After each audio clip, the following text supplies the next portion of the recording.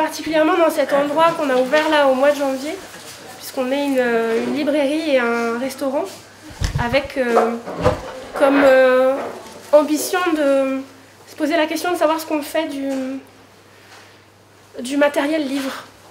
Qu'est-ce qu'on fait du texte imprimé? Qu'est-ce qu'on fait souvent de la pensée en construction? Alors est-ce que c'est des travaux de recherche? Est-ce que c'est des sciences sociales? Est-ce que c'est de la littérature contemporaine ou de la BD? Mais est-ce qu'on est capable de sortir de ces pensifs, de ces 30 dernières années, de vouloir ramener le monde en librairie? Et on s'est demandé si on était capable de mettre la librairie dans le monde. Donc c'était un petit peu là ce soir une belle occasion. On est ravis de vous voir aussi nombreux pour cette discussion. C'est vraiment très très chouette. Vous imaginez bien que moi je suis là pour faire le contrepoint, parce que je vais essayer d'être une ponctuation de qualité, mais seulement une ponctuation, parce qu'on a la joie d'avoir avec nous ce soir les 4 coordinateurs, coordinatrices de l'ouvrage, avec qui je vais vite passer la parole, parce que je suis moi d'abord très curieuse, et je pense que c'est important que vous puissiez nous raconter la genèse de ces écrits, d'où ça vient, comment on en arrive à cet objet-là, et puis après on va aller se frotter à l'objet. Qui commence? Il y a un moment. Je veux bien commencer, mais comme je vois qu'il y a des personnes qui viennent d'arriver, je me dis simplement peut-être, est-ce qu'on pourrait rajouter, peut-être qu'on peut prendre des chaises à côté. Complètement. Si on peut complètement prendre des chaises sur la table d'à côté. On va trouver encore à se serrer un peu, et puis les derniers sont de bon. Est-ce qu'il te reste des tabourets ou pas, Marion? Eh bien, je suis d'Afrique. Okay. Vous serez notre audience debout.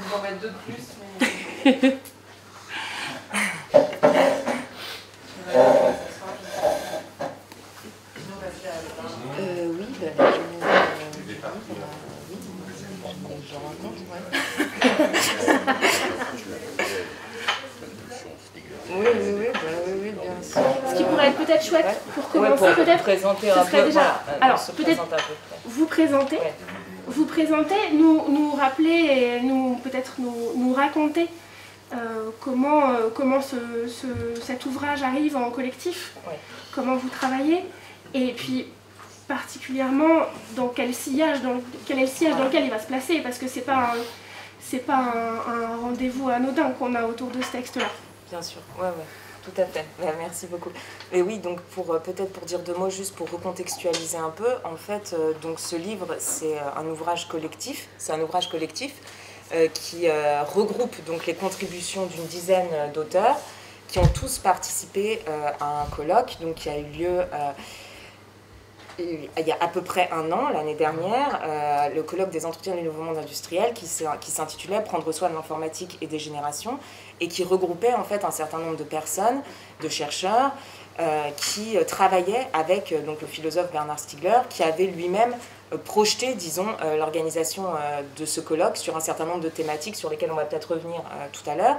Et du coup, donc, nous avons organisé, donc, avec Victor Schex, Maëlle Montéville, Vincent Puig et moi-même ce colloque, et puis diriger, disons, la publication de cet ouvrage. Et donc il y a ici un certain nombre de personnes qui sont présentes, qui ont participé aussi à cet ouvrage, donc Micha Krikowski qui est là, Giuseppe Longo, Simon Wallet qui est tout au fond, et Tyler Regelut qui est juste là. Voilà. Donc voilà un petit peu pour peut-être simplement pour le contexte général, pour l'objet qui est là devant nous. Et puis ensuite, peut-être vous voulez rajouter un mot avant qu'on rentre peut-être dans le cœur du sujet et des problématiques qui sont abordées. Peut-être dans la genèse du colloque, puis après du livre, il y avait l'impulsion de Bernard Stiegler qui était de dire qu'il faut refonder l'informatique théorique, parce que l'informatique actuellement pose énormément de problèmes à la société, à l'organisation de la société, mais même à l'organisation des sciences, par exemple, aussi. Et donc, cette idée qu'il fallait refonder l'informatique théorique de manière transdisciplinaire, donc avec des théoriciens de l'informatique, mais pas que, les sciences humaines, la philosophie, la biologie. Et Et donc, dans la lignée de cette impulsion, on avait organisé aussi un atelier donc plus fermé que le colloque des ennemis de réflexion à Arles, à l'occasion, mais en marge du festival Agir pour le vivant, donc, qui nous avait accueillis. Et donc ça, c'était un peu la première phase de réflexion. Et les entretiens du nouveau monde industriel ont suivi de cette première phase, donc toujours dans la genèse un peu. Donc c'est aussi le fait d'avoir plusieurs réunions comme ça permet aussi de créer un peu un collectif interdisciplinaire, transdisciplinaire, pour réfléchir à des choses comme ça qui croisent des traditions différentes. Et peut-être pour remonter un tout petit peu encore en amont, en fait, donc avant ce colloque à Arles, s'était tenu donc au printemps 2020 le séminaire de Bernard Stiegler qui portait sur ces questions, en fait, sur la question de l'informatique en particulier, de ce qu'il appelait justement, comme elle l'a dit, la refondation de l'informatique théorique. On reviendra un peu plus précisément pour savoir ce que ça signifie. Et donc, du coup, ce séminaire est en ligne, hein, donc vous pouvez aussi évidemment le voir pour comprendre un petit peu comment on en est venu à ces problématiques-là.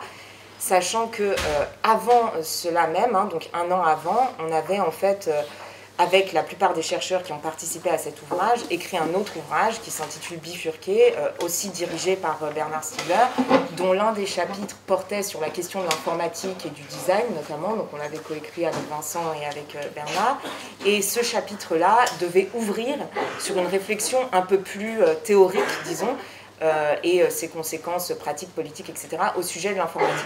Donc si vous voulez, en fait, il y a eu ce projet de livre bifurqué par un collectif de chercheurs qui s'est ensuite poursuivi à travers le séminaire de Bernard Stiegler sur la question de l'informatique, puis à travers un colloque à Arles où on est revenu sur ces questions-là, qui avait été évidemment pensé et proposé par Bernard Stiegler.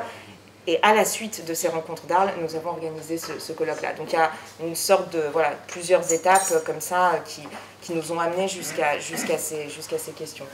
Voilà. Navré, vous l'avez entendu, j'ai été attaquée par l'hiver. Donc j'essaye de vous épargner mes 42 tours venus des enfers. Merci pour la remise en contexte, parce que c'est, je pense, toujours intéressant de voir comment un ouvrage collectif se construit et comment ils trouvent ses racines dans l'articulation des réflexions, particulièrement quand elles se projettent et quand elles remettent en question. C'est toujours, en tout cas pour moi, un peu important de savoir d'où on part. Il y a quelque chose d'assez, moi j'ai trouvé frappant dans la construction de l'ouvrage, c'est que vous avez choisi là de nous proposer une construction vraiment en deux parties qui vont se répondre quasiment en miroir dans les propositions. Et je pense qu'effectivement, il va falloir qu'on commence par le tout début du début. Repenser l'informatique théorique, quel est le constat de départ? Sachant que ce soir, vous avez une contrainte particulière qui est de faire la synthèse de la synthèse. On est ensemble pour une demi-heure. On va arpenter. L'idée, c'est d'arpenter ensemble pour que ceux qui n'ont pas encore ouvert l'ouvrage puissent avoir des clés au fur et à mesure de leur lecture et que les auteurs, ou en tout cas même public, si vous avez des questions au fur et à mesure, on puisse avancer ensemble, mais on ne fera pas une recension complète pour des raisons que nous n'allons pas avoir le temps de boire un coup. Et ça, ce serait dramatique. Vraiment. Donc, est-ce qu'on est capable de se tenter la synthèse de la synthèse? On va essayer. Hein. Est-ce que tu veux nous proposer, du coup, peut-être de commencer sur cette question de repenser l'informatique théorique? Pourquoi? Quel est le point de départ, le constat général qui amène forcément à ces remises en question derrière? Oui. En fait, par rapport à ça, Ouais. je pense qu'il faut revenir un peu au contexte aussi. Et Merci. le contexte, c'est le contexte pandémique qui, pour Bernard Stiegler, ça lui a ramené à ses réflexions sur l'informatique. Et dans ce cadre, en fait, c'était aussi la naissance de l'association des Amis de la Génération Thunberg à ce moment-là, dans le contexte pandémique et où on a dû pratiquer des outils en ligne massivement, et une réflexion commence à s'entamer à la fois par Bernard Stiegler et par les membres de l'association et les plus jeunes d'entre eux par rapport à cette pratique des outils technologiques, à tel point que lors du séminaire à Arles dont Anne et Maëlle ont parlé, il fallait absolument, selon le premier argumentaire qu'il avait écrit, articuler ces deux questions de l'informatique théorique et des générations, du lien entre les générations, dont il avait déjà écrit dans Prendre soin en 2008, Prendre soin des générations, et dont on reprend un peu dans le titre le terme. Mais, et donc, informatique théorique, il a écrit 2 textes en fait, qui n'ont pas été publiés, hormis en anglais. Ils ont été traduits par Dan Ross et ils sont accessibles en ligne en anglais, sur cette refondation de l'informatique théorique qui, selon Bernard Stiegler, était indispensable pour refonder l'économie, la macroéconomie, qui était elle-même de plus en plus computationnelle. Et du coup, ces deux questions allaient ensemble. Oui. Il n'est pas là ce soir pour expliquer un peu le contexte de cette réflexion, mais peut-être si je peux dire une chose sur ce lien justement entre informatique et génération, parce qu'effectivement en fait le titre du livre s'appelle Prendre soin de l'informatique et des générations, et c'est pas évident de voir quel est le lien entre la question de l'informatique et la question des générations. Et donc là, Victor, justement, tu recontextualises pour montrer pourquoi c'était lié dans les faits. Et maintenant, d'un point de vue un peu plus théorique, peut-être, pourquoi est-ce que ces deux questions sont liées en fait? Pourquoi? Parce que tout simplement, donc si on en croit en tout cas la proposition théorique de Bernard Stiegler, elle consiste à dire que ce qui permet les liens, les relations intergénérationnelles entre générations, ce sont les supports techniques, les supports de savoir, c'est les supports de mémoire. C'est-à-dire que c'est à travers, c'est dans les supports techniques, les artefacts, les outils, tout type de supports, les livres dont vous parliez tout à l'heure, que va se déposer la mémoire collective des sociétés, la mémoire, voilà, et c'est par l'intermédiaire de l'interprétation de ces supports qu'elle va pouvoir se transmettre, cette mémoire. Donc, si vous voulez, il n'y a pas de transmission de la mémoire collective ou de la mémoire sociale possible, donc il n'y a pas de transmission intergénérationnelle possible sans les supports techniques. Et en ce sens-là, du coup, quand ces supports techniques évoluent, quand ils se transforment, et bien nécessairement, les processus de transmission de cette mémoire, ils se transforment aussi. C'est pas la même chose de vivre dans une société où on se transmet où la mémoire se transmet à travers les livres, ou dans une société où elle se transmet à travers les technologies numériques, par exemple. Et donc à chaque fois, les transformations technologiques impliquent des transformations dans les relations intergénérationnelles, transgénérationnelles. Donc c'est pour ça c'est pour ça que ces deux thématiques sont intrinsèquement liées, en fait. Voilà, on ne peut pas parler de la question des générations, en tout cas dans le cas des vivants humains, des sociétés humaines, sans parler de la question des dispositifs techniques, et inversement. Voilà, donc ça, c'était simplement pour expliciter peut-être un peu le titre du livre. Maintenant, sur la question de l'informatique théorique en particulier, peut-être, Mal, tu peux préciser un peu. Alors, pour comprendre un peu le problème, en tout cas tel que je le vois, l'informatique théorique, elle vient d'abord des mathématiques et de la question de comment fonder les mathématiques, comment automatiser le raisonnement mathématique dans la preuve, surtout mathématique. Et donc, l'informatique théorique est vraiment, telle qu'elle est pratiquée, ancrée sur les maths. Et ça conduit à un point de vue qui est en quelque sorte clos sur lui-même. Et une bonne illustration de ça, c'est que voir le monde à travers l'informatique, c'est quelque chose qui s'est répandu alors un peu partout, en biologie, avec la notion de programme génétique, avec donc l'idée que les organismes vivants seraient le déploiement d'un programme.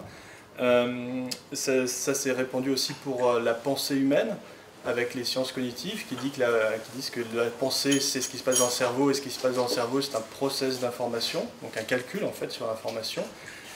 Ça s'est répandu même un peu en physique, mais plus difficilement parce que la physique est déjà mathématisée d'une manière différente, avec l'idée que l'univers en fait ce serait en gros un ordinateur. Donc l'informatique s'est répandue comme ça partout, au moins comme métaphore, comme image, et à la fois elle sert à organiser le monde à travers les algorithmes tels que ceux qui sont utilisés pour la spéculation bancaire, comme ceux qui sont utilisés par Google, comme ceux qui sont utilisés pour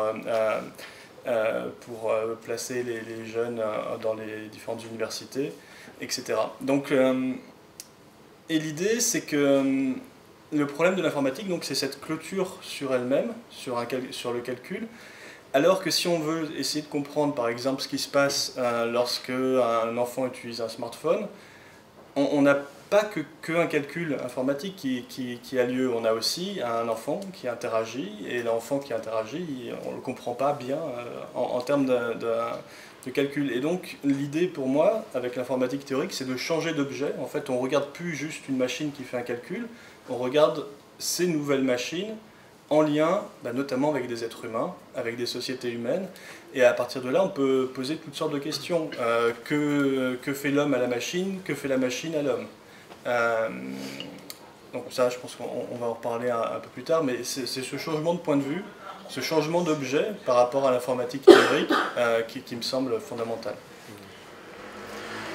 Et il y a la notion d'information en fait, dont on traite beaucoup dans le livre, parce qu'il s'agissait beaucoup de re-questionner cette notion dont le fondement est en fait très flou et incertain, très peu solide, et dont le texte de Giuseppe Longo pousse plus loin la réflexion. Ouais, disons que pourquoi refonder l'informatique théorique? Parce qu'il fallait questionner vraiment ces fondements, les fondements théoriques même de cette science, et ça passait aussi par la notion d'information qui a aussi été critiquée historiquement par Mathieu Triclot dans le livre. Le moment cybernétique. Voilà, alors juste, je vais faire aussi un petit retour en arrière. En fait, la première réflexion qu'on avait eue avec Bernard à l'IRI, c'était sur le web. En 2012, avec un livre qui s'appelait « La toile que nous voulons », et qui était un petit peu une réponse à l'époque à Tim Berners-Lee, vous savez, l'inventeur du web, à l'époque où il a lancé une campagne « The Web We Want », qui était un petit peu aussi une défense du web sémantique et une certaine calculabilité finalement du web, que Bernard critiquait assez vivement. Mais dans ce livre, je pense que Bernard a commencé finalement à se rendre compte qu'il ne fallait pas juste interroger le web, c'était déjà important, parce qu'il y a énormément de choses à changer dans le web et dans l'architecture du web. Vous avez peut-être vu d'ailleurs récemment, il y a 15 jours, il y a eu encore une proposition pour une nouvelle architecture du web, une tribune dans le Monde de Frank McCourt, qui propose une architecture qu'il appelle Liberty, et que Bernard appelait aussi de ses voeux. Il a très régulièrement, en fait, pendant toutes ces années, dit qu'il fallait repenser l'architecture. Alors à l'époque, il disait architecture du web.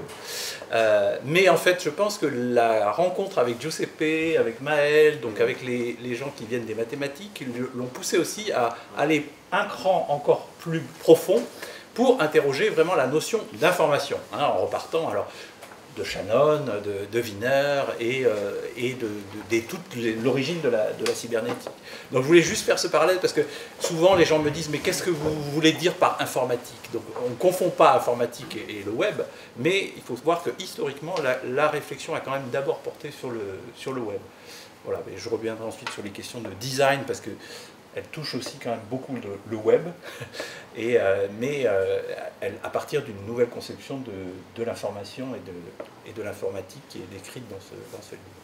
En fait, je crois qu'il y a un lien aussi très fort entre la réflexion de fond sur la notion d'information et puis les propositions justement plus concrètes qui concernent en fait le design, entre guillemets, voilà. Disons la conception et le développement d'outils ou de technologies informatiques nouvelles, différentes. Et le lien, pour le dire de manière un peu grossière, mais peut-être pour clarifier un peu, c'est que cette notion d'information telle qu'elle a été comprise, notamment à travers ce qu'on appelle parfois la théorie de la communication ou parfois la théorie de l'information, c'était une notion, si vous voulez, purement calculable de l'information. C'est-à-dire que l'information, mais Maël pourra peut-être me préciser un peu là-dessus, parce que moi, je n'ai pas des connaissances très spécifiques, mais ce que je veux dire, c'est que l'information, c'était... Bon, enfin, c'est un peu compliqué, mais en tout cas, on va pouvoir calculer l'information à partir enfin, l'information est, disons, calculable à partir des probabilités et en fait ne prend en compte, si vous voulez, ce qu'on mesure ici, ce n'est jamais la réception de cette information. C'est-à-dire c'est une quantité d'informations, mais ce n'est pas la manière dont un tel ou un tel va recevoir, interpréter l'information et donc la transformer. Et donc, ça, c'est la différence entre l'information et le savoir. Parce que quand on reçoit une information, qu'on l'interprète, qu'on la transforme, c'est plus de l'information précisément et c'est plus mesurable et c'est plus calculable parce que c'est du savoir. Et là, ce qui se passe là, c'est qu'il y a une articulation entre voilà, un dispositif informationnel, technique, quel qu'il soit, et des sujets vivants, sociaux, qui vont en fait interpréter cette information, en faire quelque chose de nouveau, etc.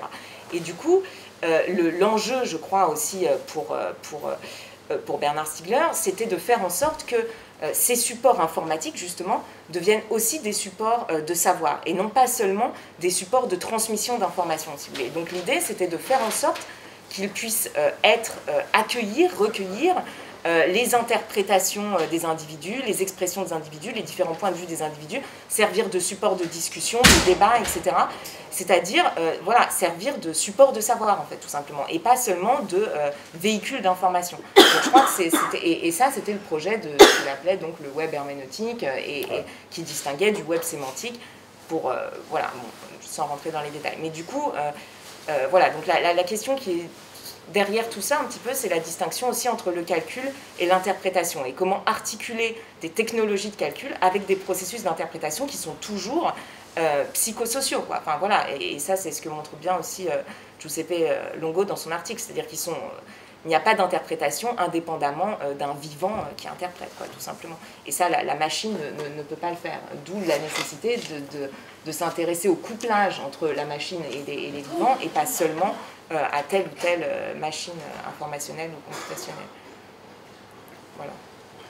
Alors, donc, peut-être sur les notions d'information qu'il y a en science, il y en a deux principales, c'est dans le chapitre de Giuseppe. La première théorie de l'information, c'est l'élaboration de l'information avec des algorithmes, c'est-à-dire comment, avec des algorithmes, on va pouvoir produire une séquence, avec l'idée que plus il y a besoin d'algorithmes compliqués, en gros, plus il y a d'informations dans la séquence. Et la deuxième, c'est celle de la transmission d'informations, c'est Shannon.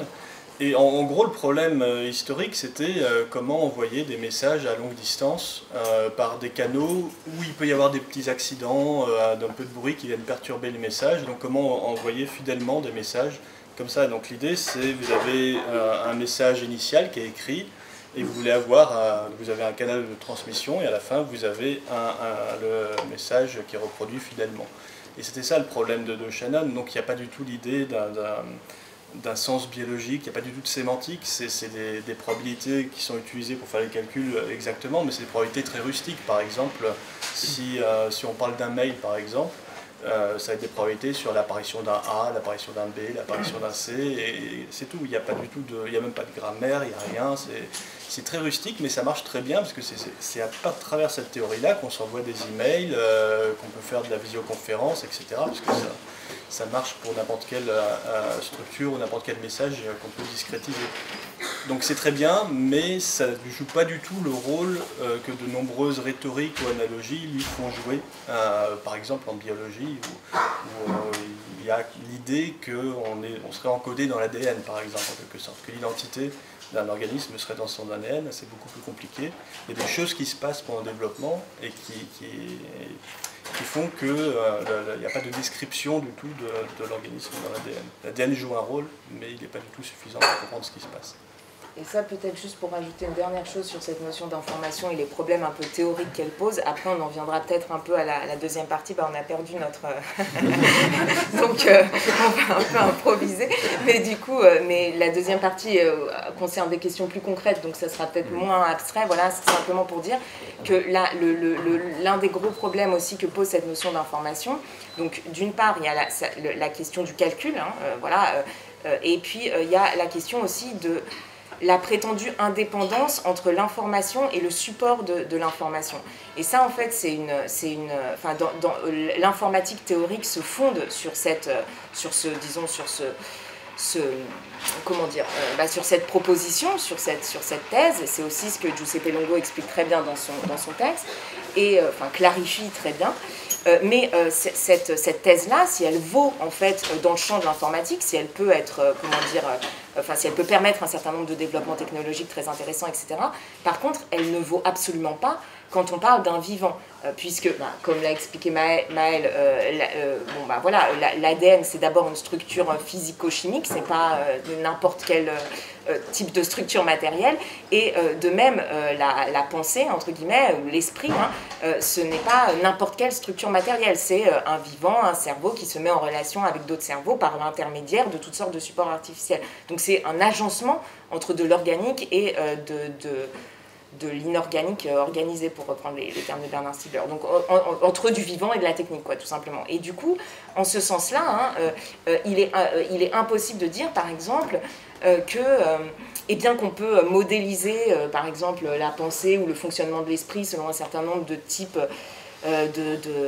de fonctions logiques, d'instructions logiques, de symboles, et qu'on pourrait ensuite les implémenter dans telle ou telle structure matérielle, électronique, et fabriquer des intelligences artificielles ou de la pensée machinique sur ce modèle-là. Ça, c'est un modèle qui présuppose une indépendance entre l'information et le support qui est très problématique, en fait. Et c'est précisément contre cette théorie-là de l'information que les réflexions de Bernard Stiegler se sont déployées, quoi. Enfin, voilà, mais c'est pas seulement ses réflexions à lui, les réflexions de beaucoup d'autres aussi, mais en tout cas, voilà, donc je pense que ça, c'est vraiment les grandes questions, quoi, sur la notion d'information.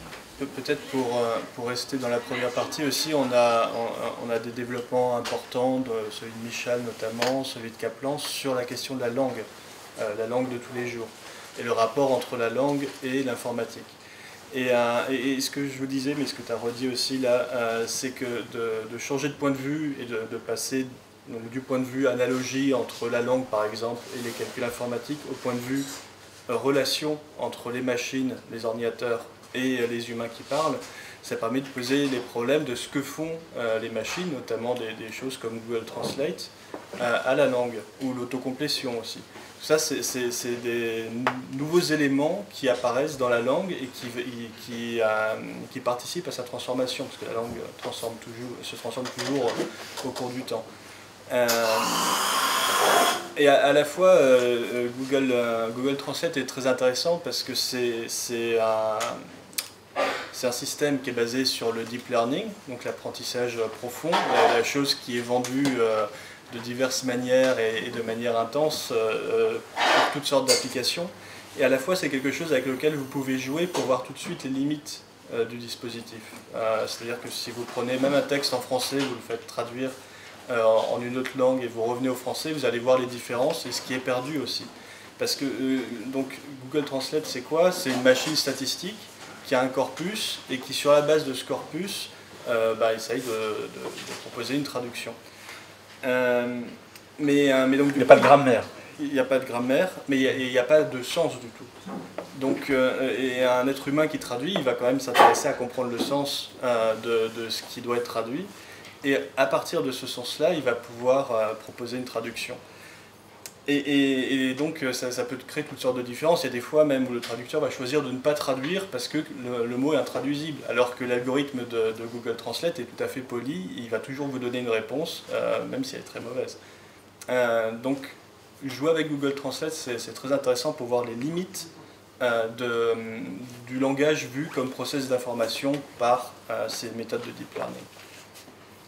Voilà. Et le point de vue qui est adopté dans l'ouvrage, il y a deux articles effectivement qui portent vraiment sur cette question-là, qui sont en dialogue l'un avec l'autre. Il y a l'article de Michal et puis il y a l'article de Frédéric Kaplan. Et du coup, la manière dont on voulait aborder cette question, c'était vraiment la manière suivante, c'était de dire en fait, cela n'a pas de sens de dire qu'un logiciel comme Google Translate traduit. En fait, il ne traduit pas. Il met en relation des données avec d'autres données, donc selon des calculs statistiques.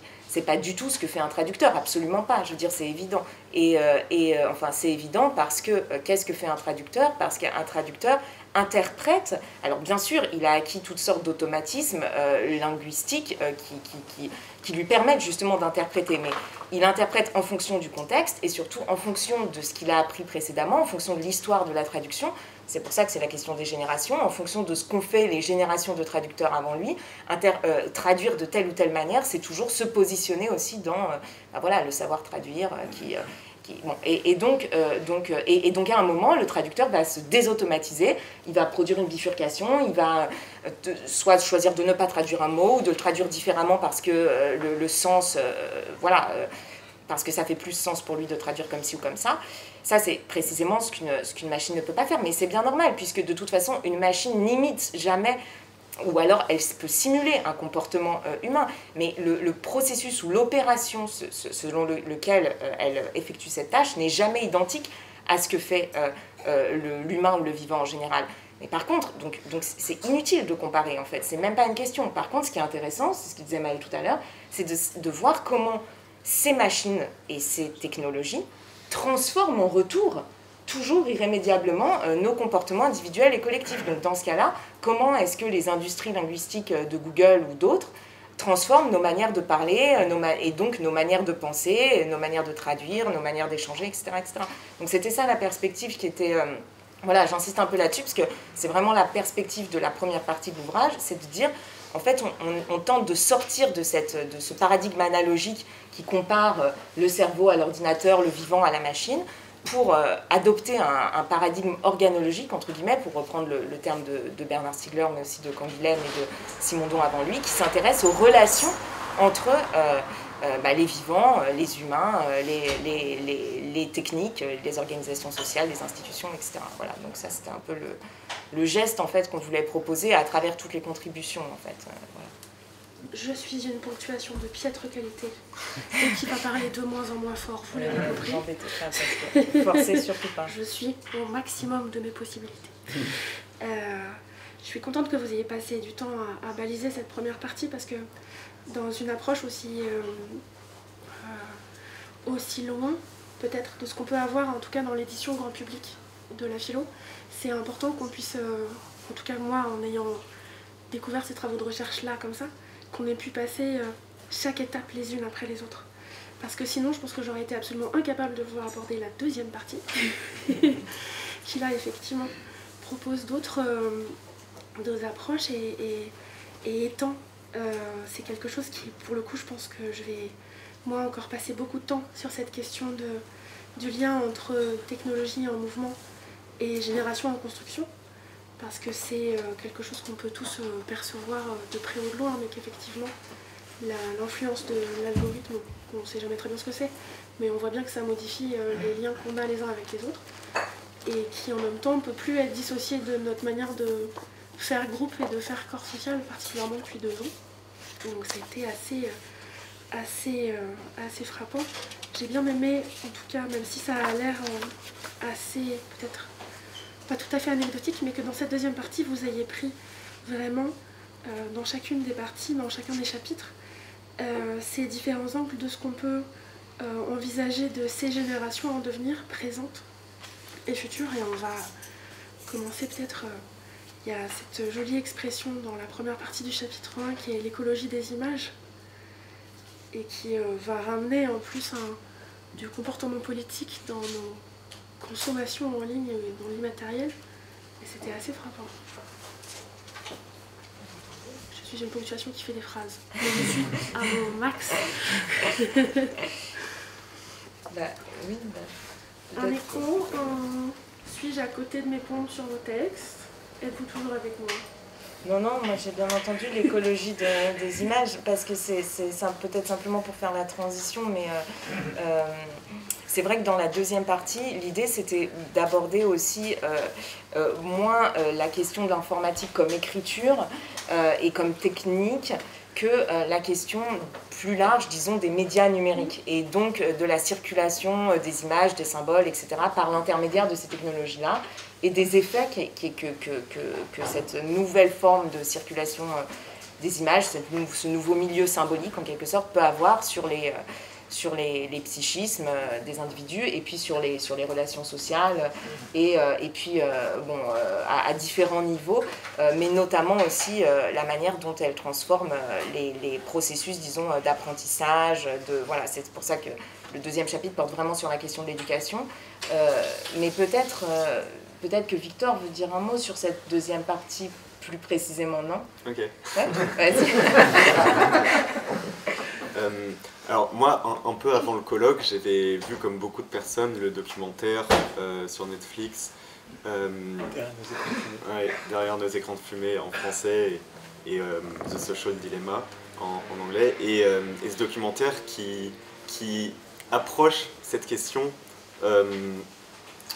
des réseaux sociaux et des générations, parce qu'il y a beaucoup une question de jeunesse là-dedans, jeunes adolescentes, ou même du lien un peu, on peut voir dans quelques scènes peut-être entre les parents et les enfants dans le cadre de la vie familiale. Bon. Mais c'était qu'une amorce dans ce documentaire, et du coup je voulais un peu creuser cette question des liens intergénérationnels et par rapport à ces questions des réseaux numériques.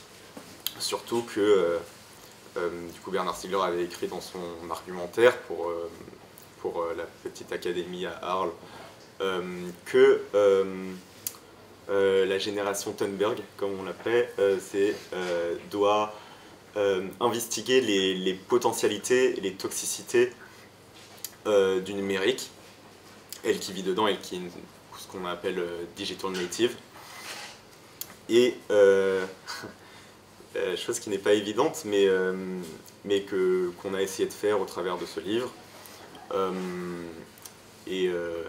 Voilà, qu'est-ce que je peux dire d'autre? Non, mais c'est bah oui. Non, mais je simplement appel à toi, parce que c'est aussi des questions que tu amenais vraiment sur le rôle des médias sociaux, notamment dans les mouvements militants, et plus généralement le rôle la manière dont ces technologies transforment aussi les institutions et les processus d'éducation plus généralement. Voilà, donc, et ça, Tyler a écrit aussi un article là-dessus, sur la question de savoir comment l'école, entre guillemets, peut ou pas, disons, se réapproprier ces questions techniques, et qu'est-ce que ça veut dire. Ça ne veut pas forcément dire simplement transmettre plus de compétences techniques pour pouvoir mieux utiliser les technologies, ça peut peut-être aussi vouloir dire tout autre chose, peut-être que Tyler pourra développer un peu. Et Simon aussi, qui est là, a écrit un article dans cette partie qui porte, qui s'inscrivait aussi dans ce contexte du confinement, et les effets que pouvaient avoir justement ces médias numériques sur nos corps et sur nos perceptions sensorielles, esthétiques, et et puis nos pensées, évidemment. Hein.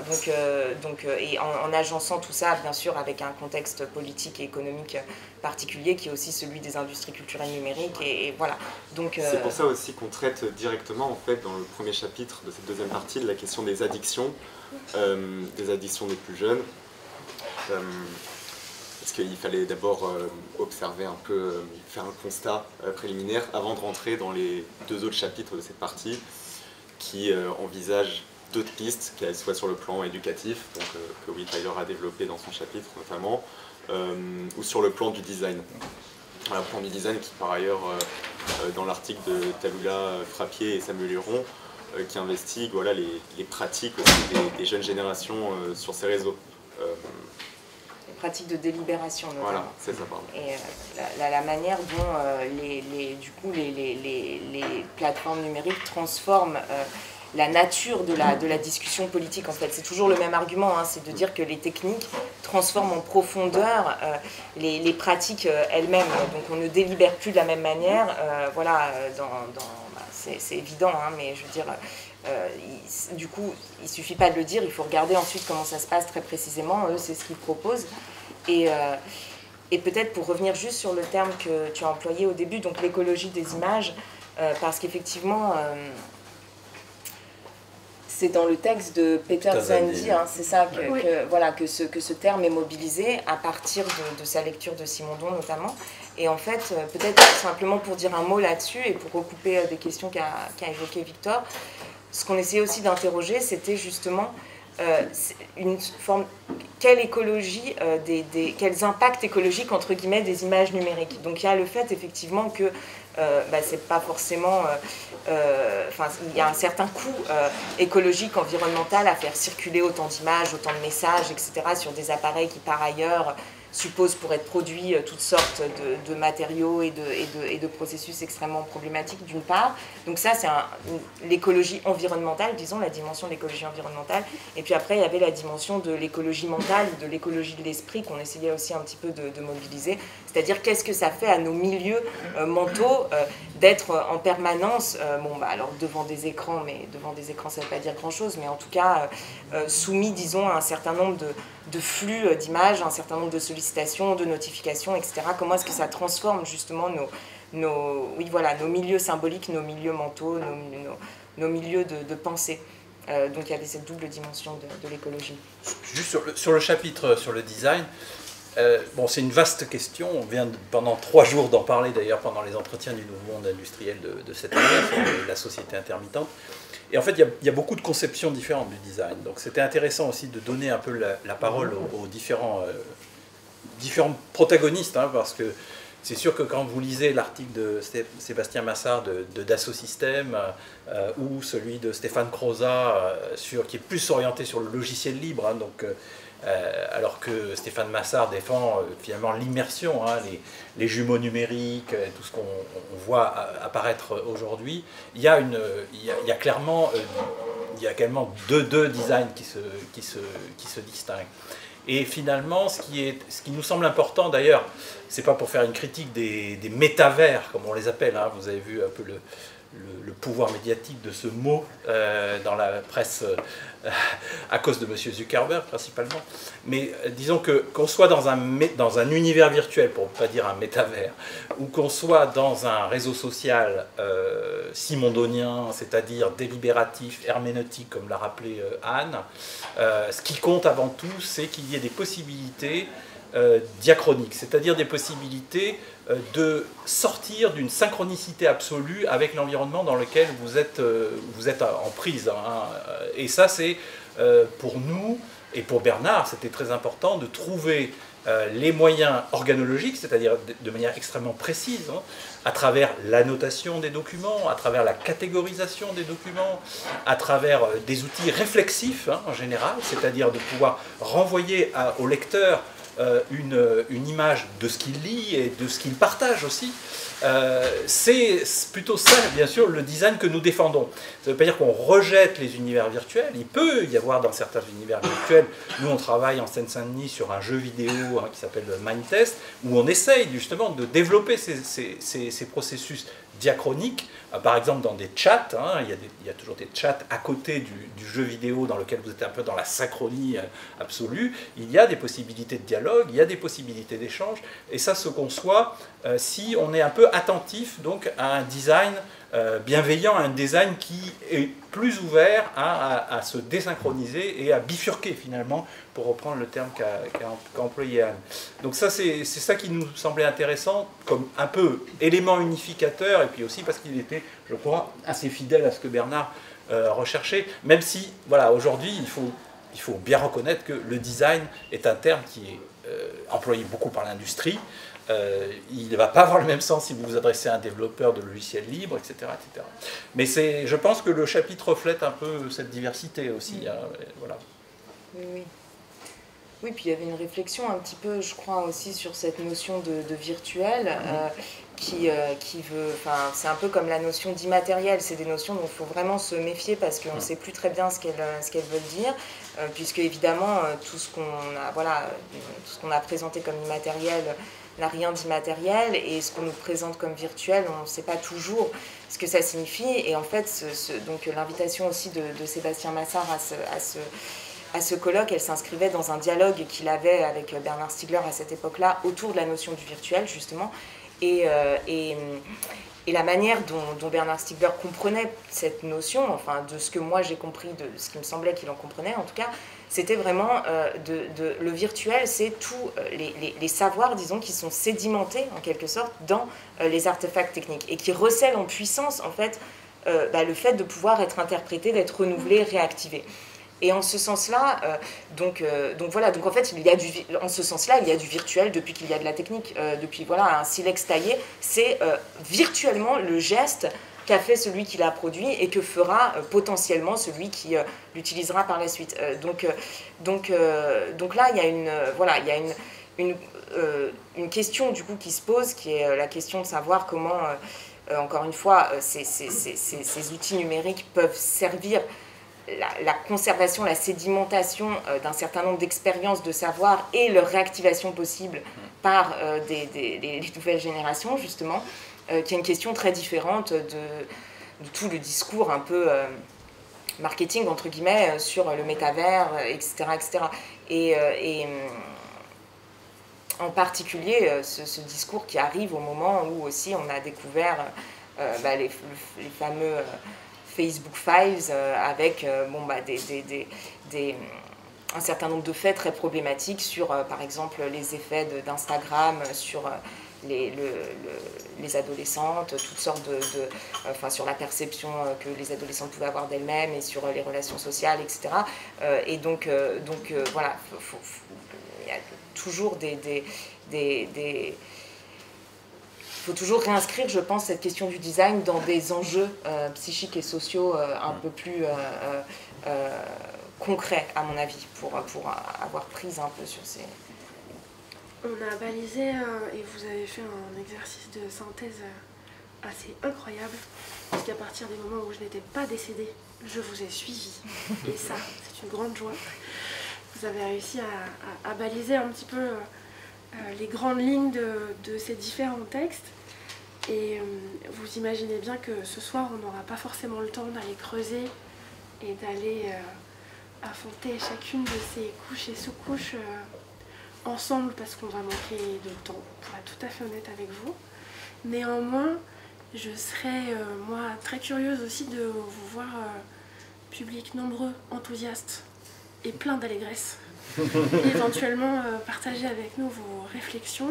Je sais qu'il y a des contributeurs de textes qui sont là, éventuellement d'autres, j'ai l'impression que certains d'entre vous reviennent d'un colloque qui était en cours là, aujourd'hui, et ces derniers jours, et qui a l'air d'étendre le dernier chapitre, la dernière partie du dernier chapitre de ces réflexions-là, et donc j'imagine c'est des discussions et des réflexions qui sont en cours et qui ont encore bougé ces derniers jours.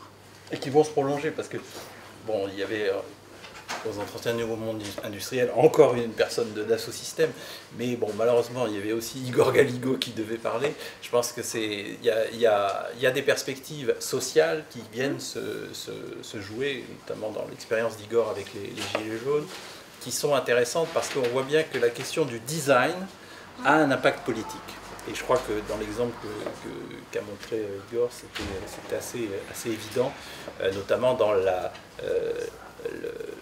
synchronisme induit par les réseaux sociaux de type Facebook, dans le pouvoir des médias qui s'imposent à ces communautés. Enfin, peut-être tu peux en parler, Igor, je ne peux pas parler à ta place, mais je crois que ça va se prolonger et ça va devenir de plus en plus un enjeu de société.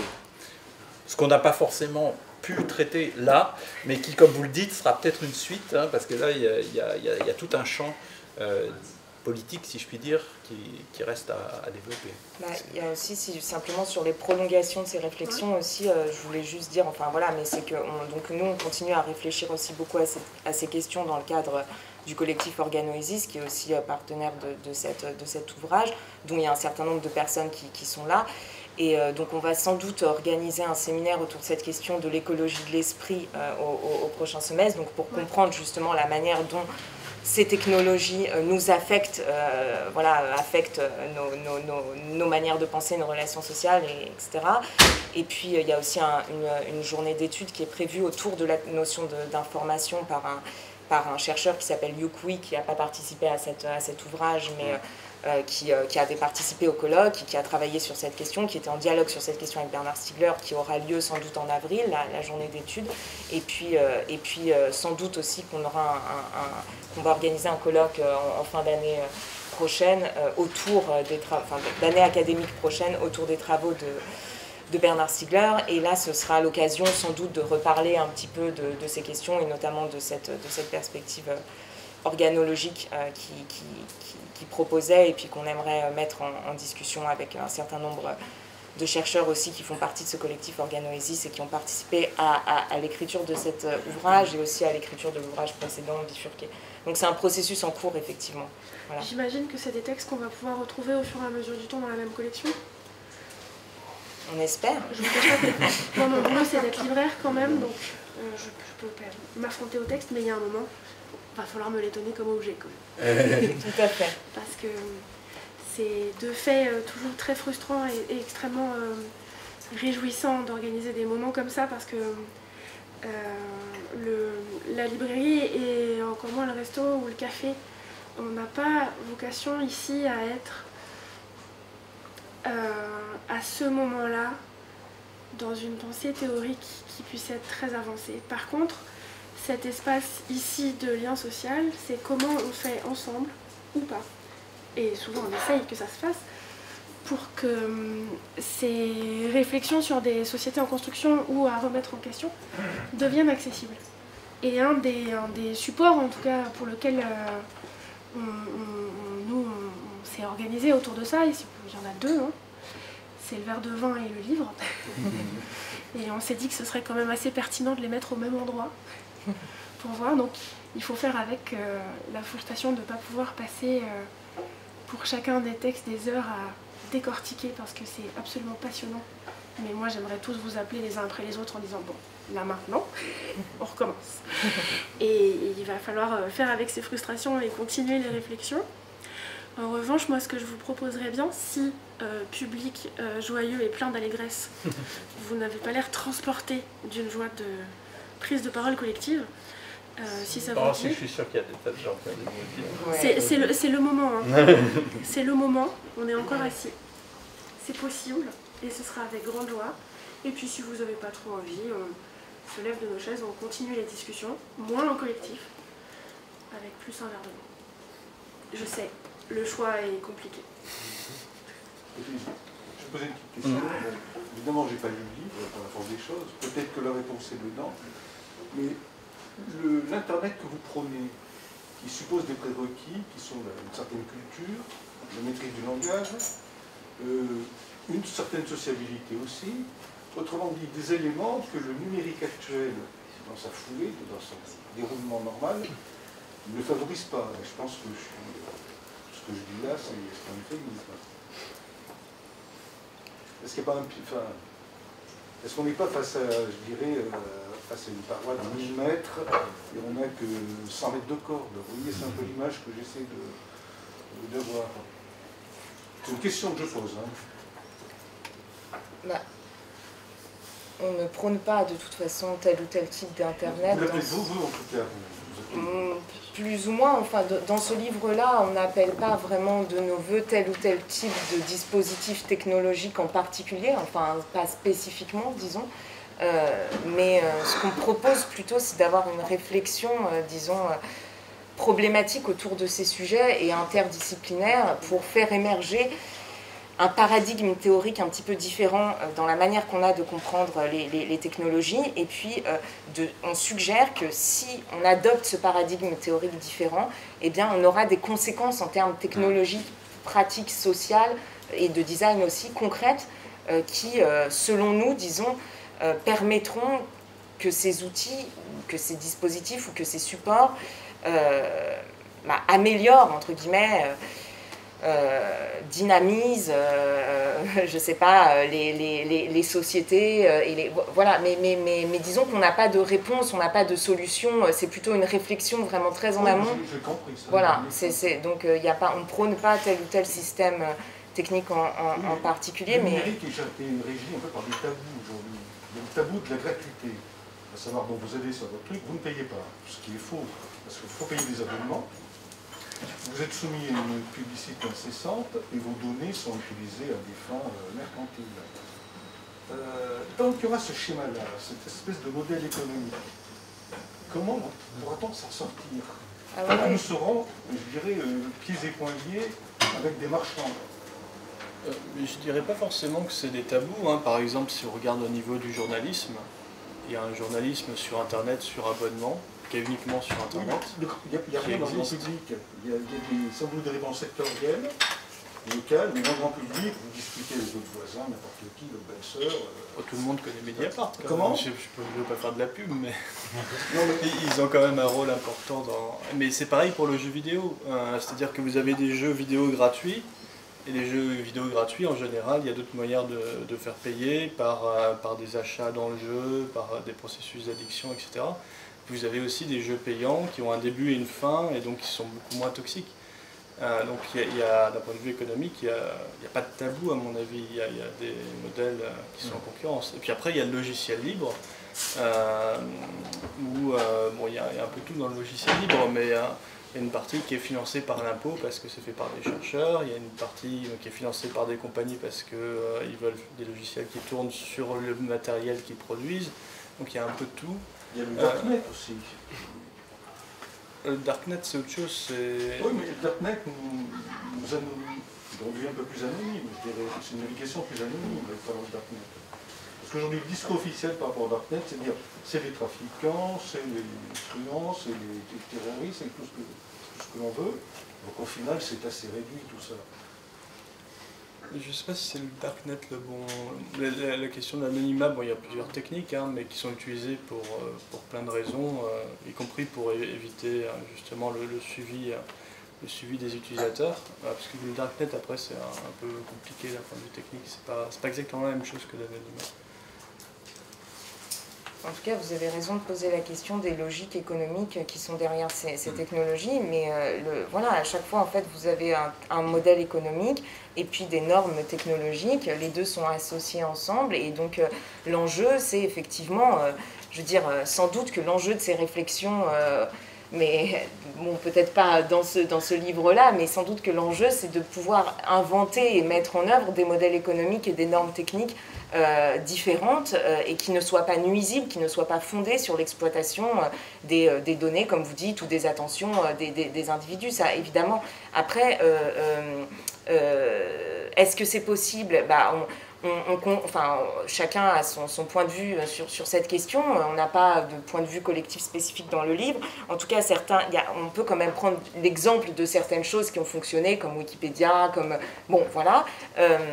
Même s'il y a peu d'exemples, et même si, en fait, comme l'ont très bien rappelé les chercheurs qui ont participé au livre dont Vincent parlait tout à l'heure, je ne me souviens plus la toile que nous voulons, il y a eu toute une évolution évidemment d'Internet, des technologies numériques depuis les années 90 jusqu'à aujourd'hui, qui va évidemment pas du tout dans ce sens-là. Donc là-dessus, je pense qu'on partage le constat, et l'enjeu pour nous dans ce livre, c'était vraiment de proposer des réflexions de fond et des réflexions un peu plus pratiques, un peu plus concrètes, pour donner des armes, disons, aux personnes qui seraient désireuses de transformer cet état de fait. Voilà. Mais on n'a pas de solution clé en main, et je crois qu'on vous rejoint sur les enjeux, effectivement, que peuvent avoir ces dispositifs, les dispositifs numériques dominants sur les capacités attentionnelles, linguistiques, mémorielles, qui sont problématiques. Et au-delà de la possibilité de franchir le mur dont vous parlez, le mur colossal, il y a vraiment la nécessité en fait de le faire. Et bien c'est un peu un rêve en fait de vouloir refonder l'informatique théorique. C'est un rêve qui est impossible parce qu'il faudrait remonter dans le temps, oui, bien sûr, et remonter dans le parcours de l'informatique pour le transformer. Mais c'est un rêve rationnel parce qu'il est nécessaire, enfin comme on essaye de le montrer dans le livre. Et donc l'idée c'est un peu aussi de transmettre ce rêve rationnel, si on peut dire, pour, comme vient de le dire très bien Anne, c'est pour aussi... Oui, mais il y a aussi urgence, parce que moi je vois mes enfants, ouais. J'ai dû me battre, maintenant j'ai une petite fille, je me bats contre le numérique, je ne vous cache pas, contre. Ouais. Ouais. C'est pour ça, ouais, c'est pour ça que d'une certaine manière on essayait de dessiner des débuts de pistes pour se battre pour un autre numérique, qui n'est pas totalement impossible, mais c'est vrai que le mur est immense.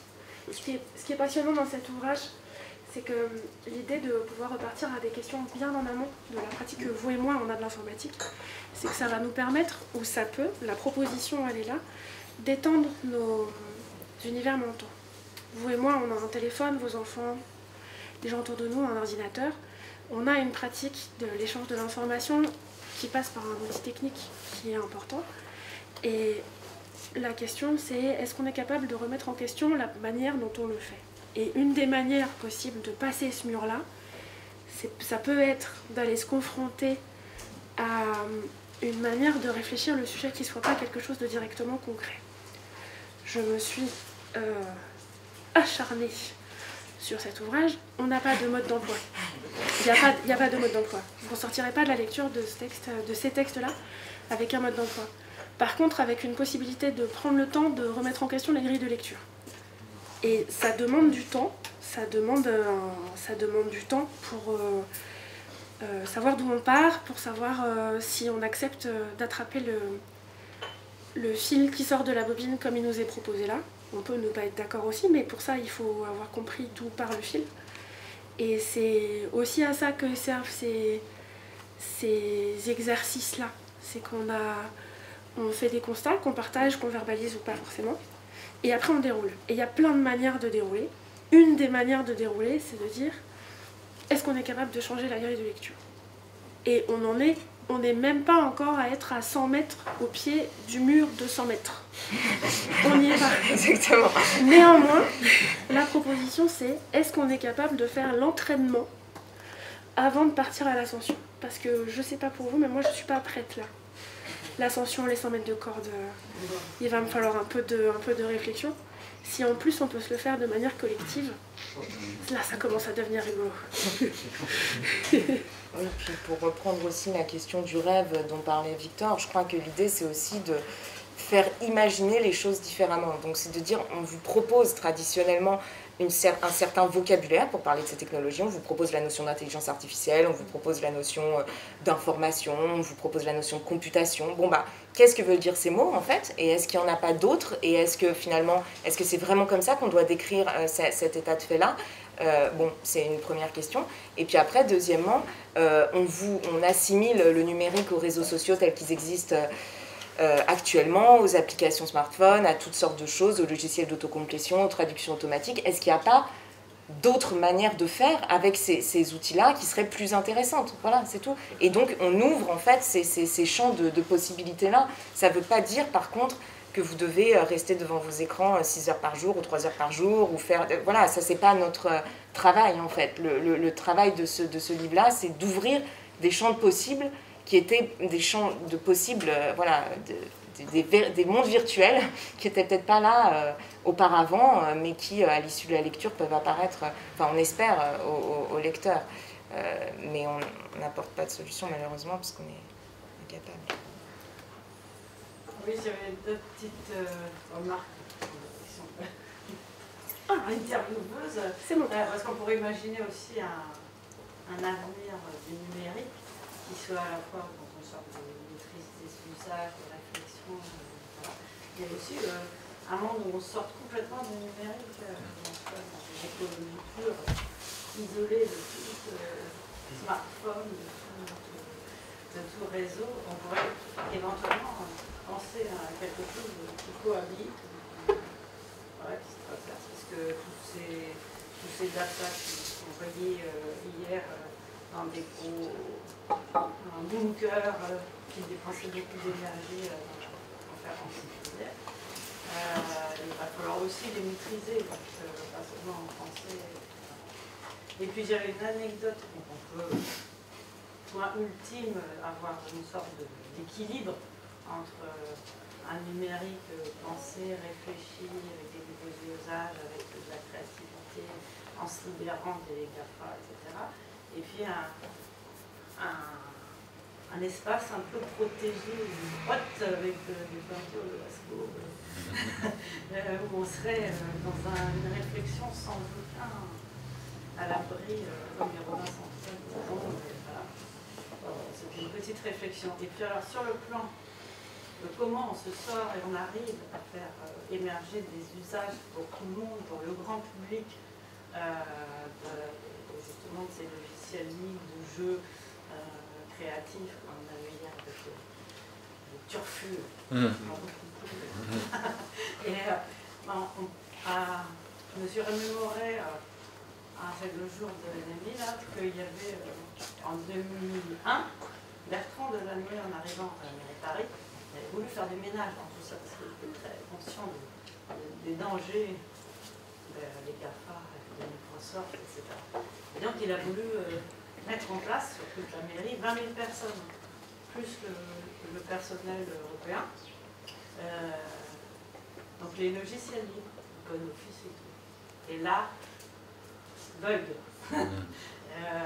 Il y a eu un tollé, enfin, il y a eu une menace maintenant presque concrète de Microsoft qui a fait de la surenchère en millions pour récupérer le marché, pour pas perdre Paris et tout ce qui pouvait s'en suivre de collectivité, de personnel, etc. Et puis il y avait un constat aussi de Delanoë et ses équipes qui venaient d'arriver, c'est que les gens, il fallait qu'ils changent de... ils avaient des vieux ordinateurs, ils avaient des crèches, ils avaient tout ça à gérer. Basculer en très peu de temps sur des logiciels libres, c'était très compliqué. Donc il fallait penser à ça aussi dans la réflexion. Enfin, c'était une petite anecdote. Mais là, on était en 2001, en 2021, 2022, et donc les politiques, c'est pas d'associer, c'est pas des politiques comme ça, s'emparent de cette réflexion. Il y en a qui ont déjà mis des logiciels libres dans leur collectivité et imposé d'autres numériques dans leurs écoles, etc. Oui, c'est une question politique. Contrepoint. C'était par rapport au livre. C'était important pour vous que le livre il sorte en physique? Est-ce que le livre aussi il est sorti en numérique? Enfin, qu'est-ce que vous en pensez un peu si vous avez une petite révision sur le livre physique, le livre numérique Là-dessus, il y a des choses à dire, mais justement, qui vient de sortir de l'idée du cadre de l'informatique basée sur l'information. C'est-à-dire qu'en termes d'information, par exemple, normalement, vous avez à peu près le même texte en numérique et en physique. Donc en termes d'information, c'est équivalent. En termes de matière, par contre, c'est pas du tout la même chose. C'est pas les mêmes objets, c'est pas les mêmes. On appelle ça des affordances, c'est-à-dire la manière dont on manipule l'objet. Et en fait, ce qu'il y a, c'est que la lecture, c'est quelque chose d'extrêmement récent dans l'histoire humaine. Et donc, au niveau du cerveau, c'est un bricolage. C'est des circuits qui sont bricolés et qui, du coup, sont aussi très fragiles. Ils ne sont pas robustes. Le langage, lui, il est plus vieux, il est plus robuste. Il y a des aires qui sont dédiées. Bon, ça veut juste dire qu'elles sont particulièrement impliquées et organisées pour ça. Et donc, comme c'est un bricolage, c'est fragile. Et donc, en fait, ce qui se passe quand on lit sur un écran brillant, c'est qu'on n'a pas les mêmes affordances, il n'y a pas la même luminosité. Et du coup, on a du mal à lire. C'est-à-dire que l'automatisme, qui est le décodage vraiment des lettres, est plus problématique. Et donc, du coup, on a du mal à voir ce qui vient quand le décodage est bien automatisé, c'est-à-dire la réflexion, l'imagination, etc. Autrement dit, on est plus bête quand on lit sur écran que quand on lit sur papier. Donc, du coup, c'est important d'avoir les choses sur papier. Quand c'est des petits messages simples, on peut lire sur écran. Quand c'est de la réflexion plus approfondie, ça pose plus de problèmes. N'hésitez pas, revenez quand vous voulez. Vous avez vu ça de manière très démagogique vis-à-vis de vous. Je vais peut-être ajouter une toute petite chose là-dessus quand même importante parce que c'est aussi en lien avec ce qui est développé dans le chapitre sur le design, c'est la question de la notation en fait. Si on aime tant, enfin après voilà, chacun ses goûts évidemment, mais je veux dire si on a besoin aussi souvent du papier, c'est parce qu'on a besoin d'écrire et donc voilà, moi j'écris toujours avec je lis toujours avec un stylo à la main et beaucoup de personnes font de même quand elles doivent se concentrer sur un texte, etc. Et donc l'une des questions qu'on se pose aussi quand on réfléchissait avec Bernard Stiegler à ces questions de design numérique, c'était comment faire en sorte que ces processus d'annotation soient possibles aussi sur l'écran, justement. Et qu'est-ce qu'ils peuvent apporter de nouveau. Et ça, c'est quelque chose auquel Victor tient beaucoup et qui pratique beaucoup, donc il pourra peut-être vous en parler mieux que moi, mais en tout cas, l'idée, c'était d'utiliser aussi, pour lire ensemble des textes, supports numériques, disons, enfin là c'est Hypothésis, c'est une extension qui permet en fait que chacun annote sur ligne, annote qu'on annote tous un même document, donc qu'en fait on le lise ensemble et qu'on puisse partager nos interprétations, nos annotations, etc. Mais je pense, Mathieu, tu pratiques aussi. Et du coup, même, voilà, donc tu sais très bien, mais je le dis en fait, parce que plus généralement, c'est un des enjeux, c'était aussi de dire que l'annotation sur papier, effectivement, elle me permet, moi, d'annoter, de mettre mes petites notes à moi, mais je ne peux pas les partager avec d'autres. Le numérique, effectivement, et ce serait, je pense, quelque chose de très intéressant, d'essayer de faire de la notation contributive de ce livre-là, ce qui ne remplace pas l'ouvrage papier, parce que j'ai d'abord besoin d'annoter pour moi, mais ensuite, est-ce qu'il n'y a pas certaines annotations que j'ai envie de transmettre à Victor, par exemple, de partager avec d'autres personnes, d'autres lecteurs, etc. Et là, est-ce que le numérique ne me permet pas quelque chose de nouveau, mais qui ne vient pas remplacer, qui vient compléter, en fait, qui vient articuler les deux.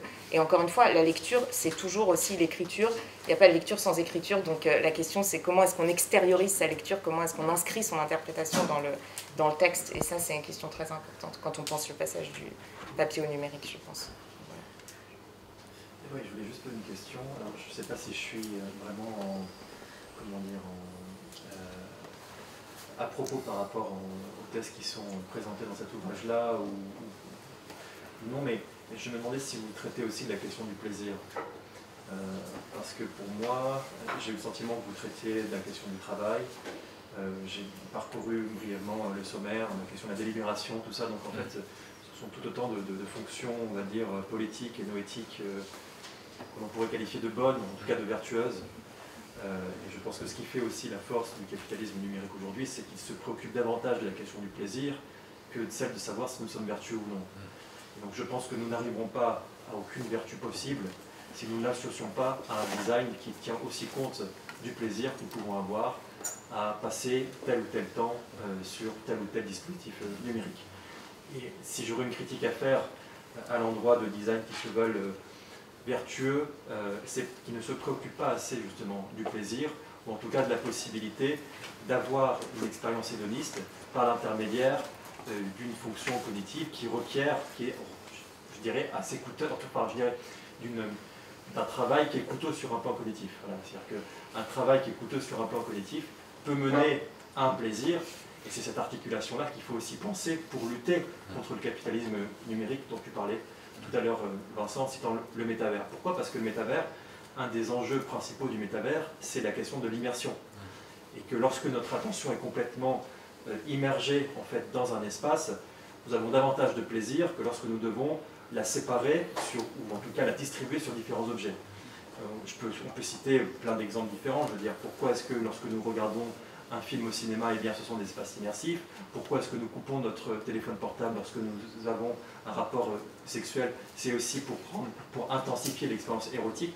Donc on peut faire comme ça toute une série de listes que lorsque nous voulons intensifier notre plaisir, nous sommes dans l'immersion. Et je pense que la stratégie du métavers, c'est d'augmenter en fait les dispositifs immersifs pour augmenter le plaisir. Oui, enfin bon, Anne me complétera, mais si tu veux, dans cet ouvrage, on était plutôt à rechercher ce qui pourrait être une organologie du désir, et notamment du désir de savoir. Après, bon, tu soulèves la question du plaisir. Je pense que ce n'est pas forcément par ce biais-là que Bernard Stiegler l'abordait. Tu avais peut-être eu d'ailleurs des débats avec lui sur ce point. Dans l'ouvrage, on est vraiment plutôt orienté sur cette question. Mais pour nous, le désir, c'est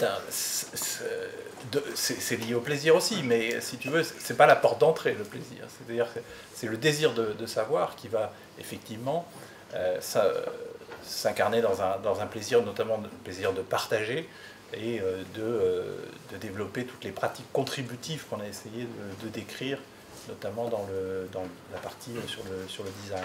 Donc la porte d'entrée n'est pas tout à fait la même, mais on rejoint quand même ce que tu soulèves. Oui, mais je dirais que le désir de savoir, est-ce qu'il naît de lui-même en fait? Voilà, je pense que si on prend la thèse de Bernard sur le capitalisme pulsionnel qui l'oppose justement à la question du désir, il me semble, peut-être que Anne tu me corrigeras, il me semble que dans l'ontologie de Bernard, l'économie des plateformes est fondée là-dessus. Donc comment faire en fait? C'est ça la question que tu poses. Oui, tout à fait. Ça veut dire que en fait, la question que je pose c'est est-ce que, mais d'après ce que j'ai entendu, j'ai pas lu l'ouvrage, est-ce que les propositions que vous faites, elles ne partent pas aussi d'un certain prérequis que Bernard considérait lui-même comme étant aujourd'hui en partie détruit par le capitalisme? Je n'ai pas la capacité spontanée de délibérer. Je n'ai pas la capacité spontanée de décider. Évidemment. Et à partir de ce moment-là, avant même de se demander quel doit être le design pour délibérer ou pour décider, encore faudrait-il que...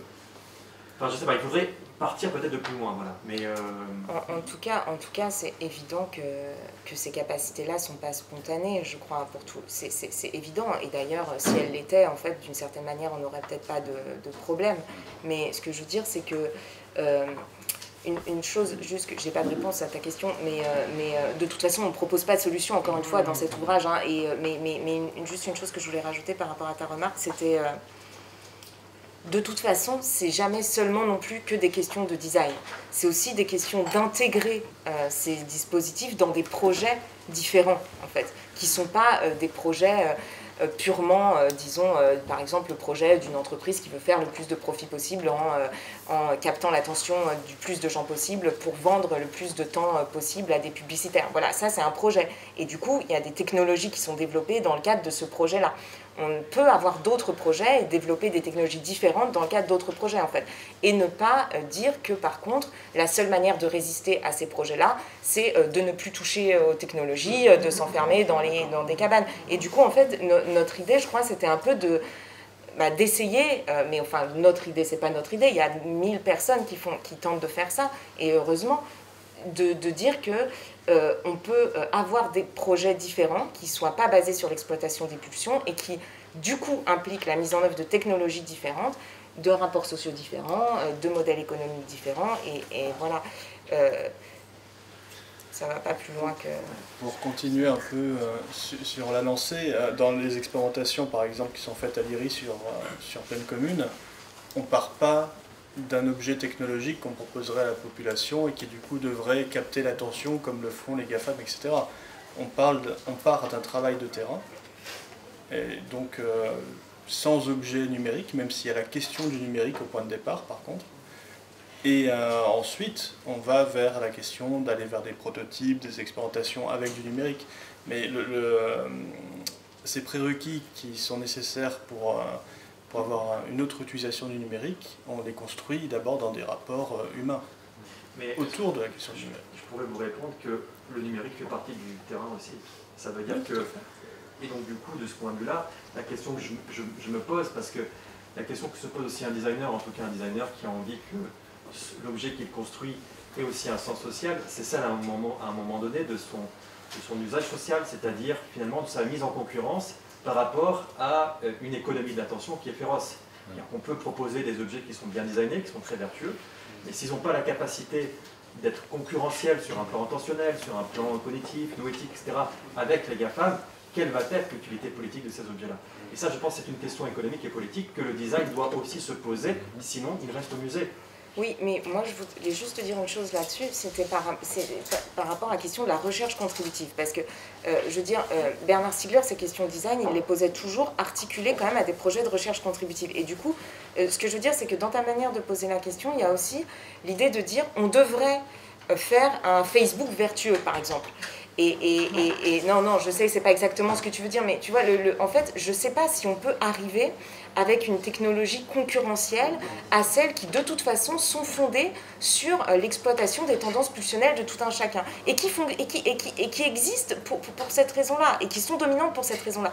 En fait, je crois que ce dont parlait Maëlle et l'idée de la recherche contributive, c'était plutôt de dire il faut mettre les individus et les groupes sociaux en capacité de devenir des designers, entre guillemets, c'est-à-dire de comprendre comment fonctionnent ces technologies et de faire des propositions qui leur conviennent mieux pour eux dans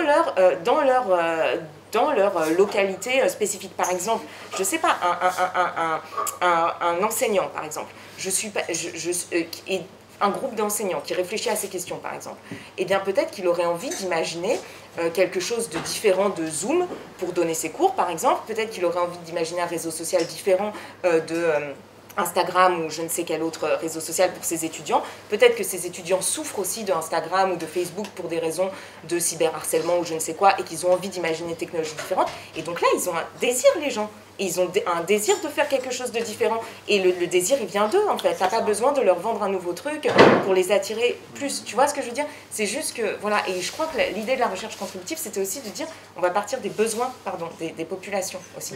J'aurais envie de te dire que là... Ouais, alors...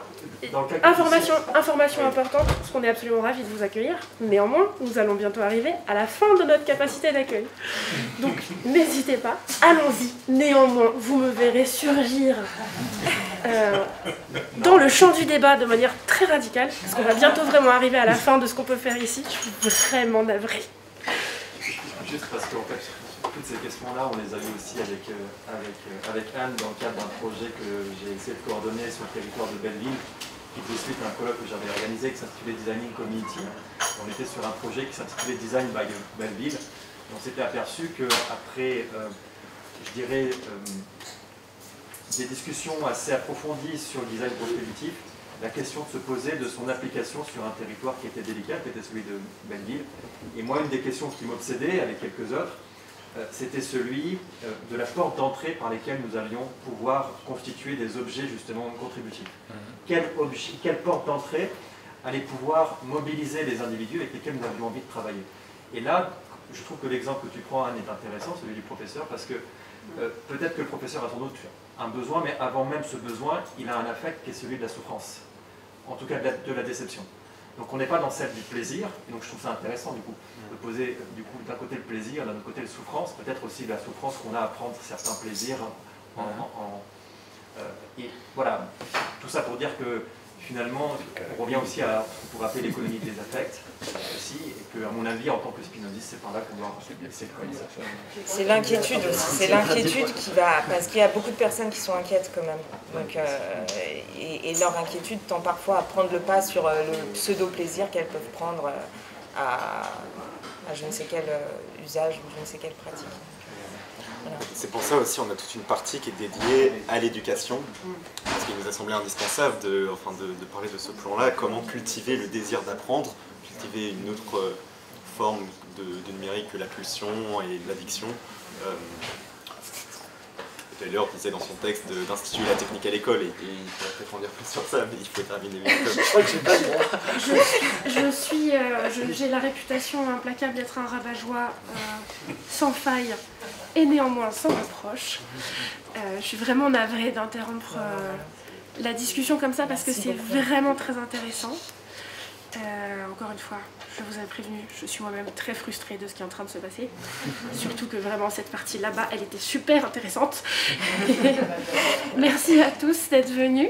Je trouve ça très enthousiasmant qu'on puisse être aussi nombreux dans un endroit comme ça pour tenter un truc.